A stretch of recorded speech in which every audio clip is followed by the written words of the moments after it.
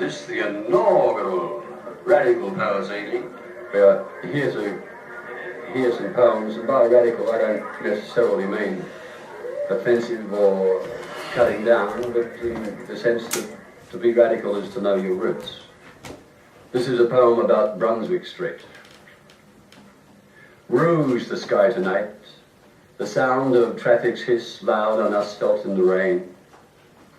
All the slippery conversations spill out from cafe doors on Brunswick Street. Girls dance pavans with passing cars. A boy, gentle with song, carries flowers. In the provincial, Jack pulls his splendid beers. A barman, gold as ale. The red herring serves Balmain bugs, delicious in their shells. The police, their sirens and their bells, pass by at speed that kills. Some murder there on Brunswick Street, perhaps. Or some poor drunk bastard bleeding from a nosedive into a gutter, thinking it's a river. Brunswick Street with bookshops applauding for a browse. Brunswick Street of the bloodied nose and the elegance of fists. Brunswick Street of the passionate kisses against shop fronts, or the fall of lost coins or guns that dropped in haste scar the landscape.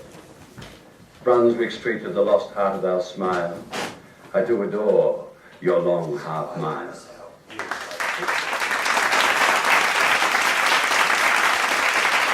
I was walking down the street just the other day with a snowdrop kid, seeing we decided to drop into Y&J's to see Chloe, you know. She was going to get sold sometime soon. Anyway, we'd barely poked our noses through the door when the man just fronted up, his arms akimbo, as if recently crucified, and he says, "Yes, Tim, out, get out. He's already been barred for forever before." So I gives this snowdrop kid a nudge and a wink in the ribs and shoves his bloke aside. "I'll call the cops," he yelled. "Go right ahead," we said, and chuffed on through to the bar. Well, we barely had a chance to glance at the azure eyes of Chloe when the Jacks, all dressed in blue, and in front of them the manager pointed at us. And rather disgusted with that in the toe, go out the other way real fast. We've had to catch this bus. And on this bus was this grande dame, all dressed in white linen, I think it was, and she was 80, maybe 85. And she looked superb in her peach Melba hat.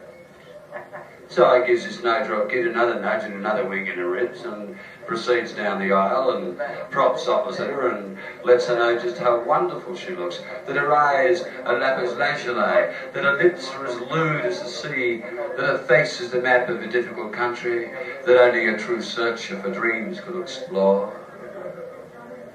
And this idiot bus driver has turned around to me and said, "You can't talk to an old woman like that." And rather bewildered and startled, I began to explain that I had taken great pains to be polite to this grande demoiselle.